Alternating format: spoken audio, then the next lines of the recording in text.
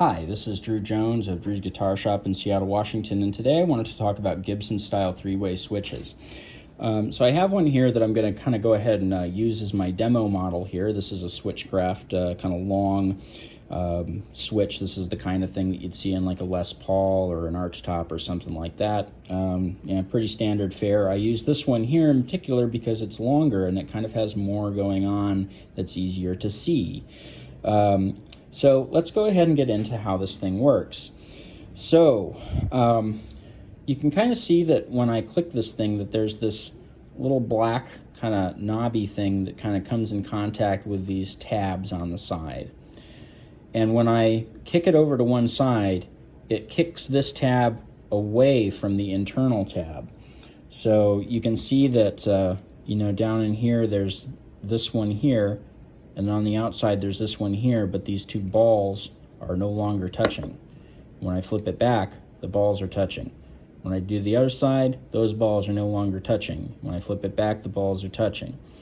So that's basically kind of how this works, is that this takes two paths from some kind of input and either allows them to pass through by letting the balls touch or by not letting the balls touch. And when you have the switch in the middle, all the balls are touching and everything is going out. So let's go ahead and kind of examine this thing, from top to bottom here. Now you'll see that where these connectors are, where these balls are, so this outside end here, that it connects to this pin here. So you can kind of see all of these sandwiched layers here. Those sandwiched layers, when you line them up like that so that you're looking directly down, that's where all of them connect to. And so you can see that this outside one connects here, and if we turn it around, that this inside one connects here. And the same is true for the other side. This inside one connects here, and if we turn it around, that the outside one connects here. And you can kind of keep that in mind by looking at these two things from the side and going, okay, these are kind of inside from the edges, and they connect to the ones that are on the inside. And you can look at these and go, okay, these ones are kind of more towards the outside, and so these connect to the tabs on the outside. You might notice that there's another tab here. Sometimes there's two of them, but in this case we just have one. When we have two of them, there's usually another one on this side of the center post here. That's our chassis ground. That's a little bit of a different component. That's designed for our non-hot portion of the circuit. So our ground from our pickup, basically. So we're not going to necessarily worry about that one so much as far as signal path. Now, to kind of draw this out and do a very, very oversimplified version, we're going to go ahead and we're going to draw two lines here. This is our inward ones, and these are our outward ones, right? Outward, inward. So when we wire up one of these switches, we're going to basically take both of the inwards and we're going to go ahead and we're going to put them together like this. Usually what will happen is that these will be physically kind of clamped down with pliers and kind of, soldered together as kind of one solid unit, because that's what we want them to be, is one solid unit.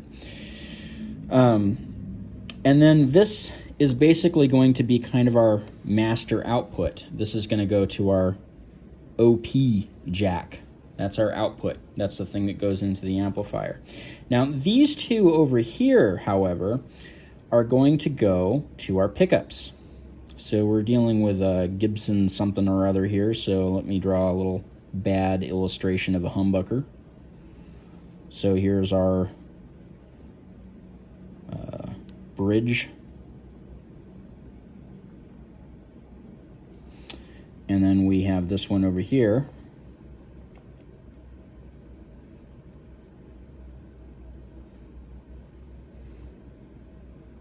And this one's our neck.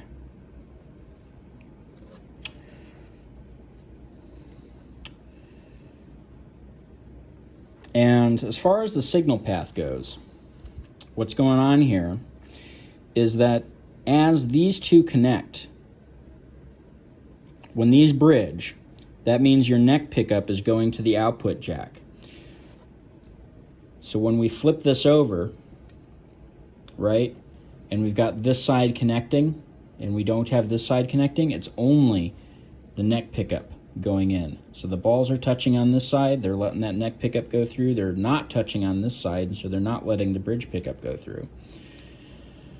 Now, if we flip it around the other way, these two will be making contact, and these two won't be. So our bridge will be going to output, and our neck won't be going anywhere. These balls are not touching, these balls are touching. So, what happens when we flip it to the middle? Well, now you see everything is engaged. So both of these are on. Both of these are running to the output jack. And so that's how that three-way switch works. And so if you're ever really like kind of looking at this thing, kind of going like, you know, how the hell does this get wired in? Just keep in mind that you want to sort of think of this as something that disengages things rather than engages things, because when you flip this, or you're not engaging anything, you're disengaging one of the sides. Same thing when you're flipping it over here, is you're disengaging one of the sides. The only time both sides are engaged is when you have it in the middle. So it's kind of like a little bit of a thing to get around in my mind, because like you think of a switch as something that actively kind of like does something. It engages something inside it to make it do a thing. Whereas the Gibson three-way switch really is very passive. It disengages things to make one thing happen, or, you know, lets two things engage in order to make two things happen. So, you know, really what it is when you don't have one of these pickups on is it's just that, you know, that one side has been kind of disallowed to touch by the switch. So let's go ahead and talk about the ground really quick, because that's definitely going to be a thing that comes up. Now, the ground on this switch doesn't really need to be here. Now, bear with me on this. The reason that this connection exists is out of convenience, because when we're wiring the pickups, you know, to the guitar, it just happens that the two ends of those pickup cords, you know, you're going to have your braided something that's going to come off over here, then you're going to have your hot. Those are going to be really close together, and so you're really going to want to have, you know, something there to wire that ground to that's fairly close. And so that's why that center post exists. So that when we wire our hot here, we can take our braid and we can run it over here. And both of the pickups braids end up running to this thing here, and then this thing ends up running to the back of the pots and all of that stuff, and eventually also goes to the output jack on the sleeve side. But that's how that works, and that's why that's there. You could wire that ground to literally anywhere in the ground system. It's a good idea to ground the switch. Don't get me wrong. It's a very good idea to ground the switch, and it's good that this is here. But it doesn't necessarily need to be here. You know, all that said, wire your ground to the switches, guys. That's why it's there. Do that, and then from the switch, wire to the back of the pots, and then from the pots, you know, wire to the output, and do the whole ground structure thing in your guitar. But basically, that's what's going on. The signal is basically the only thing that you need to worry about in terms of, like, you know, where those little balls are connecting and where the little tabs are connecting. And when it comes to the ground is always going to be the thing that's connected to the big shaft here. So, you know, anything that's connected to this little knurled nut up here, or any of the things that are connected to, you know, any of the stuff that gets mounted in the guitar, all of that stuff is going to be the stuff that's directly connected to ground. So if you're confused about which of these connectors is ground, it's always going to be the one that's touching, you know, this center shaft. It's always going to be the one that's touching that center shaft, because that center shaft doesn't really have anything to connect a hot to. But the the shaft is the chassis. And the term chassis ground is one that I think about a lot when I'm wiring up guitars, because grounding the chassis of something is actually kind of an important thing to do with electronic components, especially in audio circuits. And so we want to ground that chassis. All of the stuff that we touch, all of the stuff that we handle on this switch is the chassis.